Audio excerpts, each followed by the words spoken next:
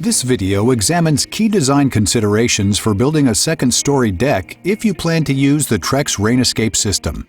There are 4 important factors to consider before you frame your deck. 1. Where do you want the gutter line located? 2. What type of railing will you use? 3. Will you use a double or single picture frame or a divider board? 4. Will the deck have any double or triple beams? Your answers to these questions will determine how the Trex RainEscape system is installed. 1. Gutter location.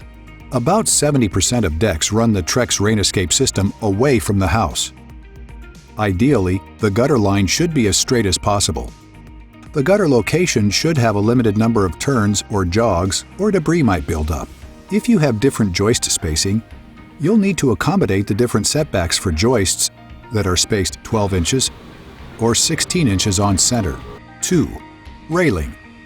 If you're using a flush mount or surface mount railing, the framing must be modified to support the rail on the first and last joist, along with parts of the rim joist. For most railings, flat block joists are needed. This must be installed before the Trex RainEscape system is put in place. 3. Picture framing. A single board picture frame is the easiest option if you need to picture frame. To do this, simply flat block up to 5.5 inches the area, caulk where the blocking and joist meet, and cover with trough material and tape. Flat blocking can be up to 5.5 inches wide.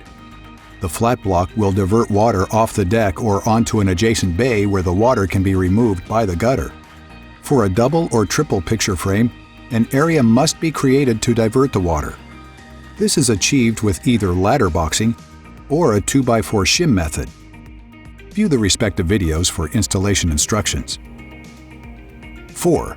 Double or triple beam. If your deck has double or triple beams, they must be covered with trough material and tape. Caulking is also required between the joists to add another layer of waterproofing. Double and triple picture framing may also be needed to allow breaks in the decking where 2 deck boards butt up against each other. The decking needs enough area to attach the fasteners. In this case, both deck boards must be supported by their own joist. For more information, please refer to the Trex RainEscape installation guide.